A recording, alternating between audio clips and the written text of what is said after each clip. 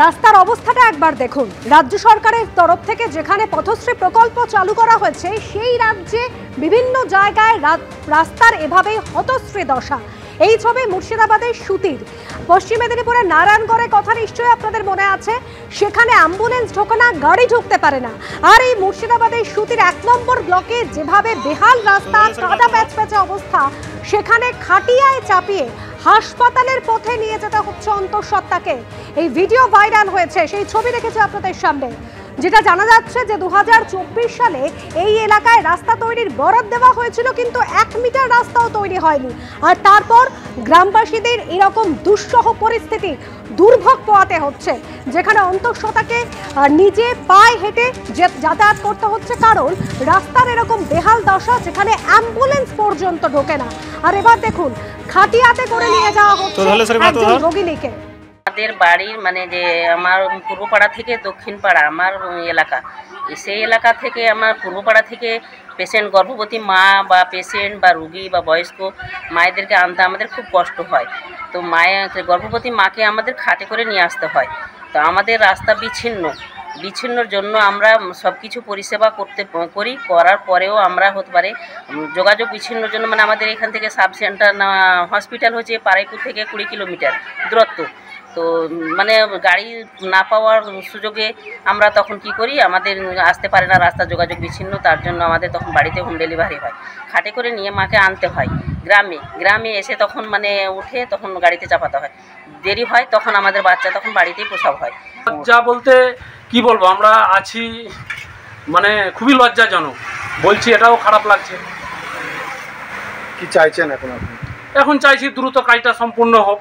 মানুষের যে নিত্যদিনের যে যাতায়াতের যে কি অসুবিধা, ঘটনা না এটা তো দিদির ধরেন স্বপ্নের প্রকল্প পথশ্রী, এটা তো মানে স্বপ্নের প্রকল্প পথশ্রী 3-র এটা আমাদের কাজ। সেহেতু এটা হলে পারে দিদির মুখ উজ্জ্বল, তার একটা স্বপ্ন বাস্তবায়িত হবে, অনেক মানে মানুষের উপকার হবে, গর্ভবতী মায়েদের সুবিধা হবে, এইটুকুই চাইবো আমি। আমাদের প্রতিনিধি রাজীব চৌধুরী এই মুহূর্তে আমাদের সঙ্গে টেলিফোন লাইনে রয়েছেন। রাজীব, গ্রামবাসীরা অভিযোগ করছেন যে কি নিত্যদিন কি দুঃসহ পরিস্থিতির মধ্যে দিয়ে তাদের যেতে হয়, রোগিণী হোক কোনো অন্তঃসত্ত্বা মহিলা হোক, এভাবে খাটিয়ায় করে নিয়ে যেতে হয়। ১.৫ বছর আগে যেখানে ওয়ার্ক অর্ডার দেওয়া হয়েছিল তার ১ কিলোমিটার রাস্তাও তৈরি হয়নি এখনো, অথচ কোনো নজরদারি নেই। কতদিন ধরে এই অবস্থা?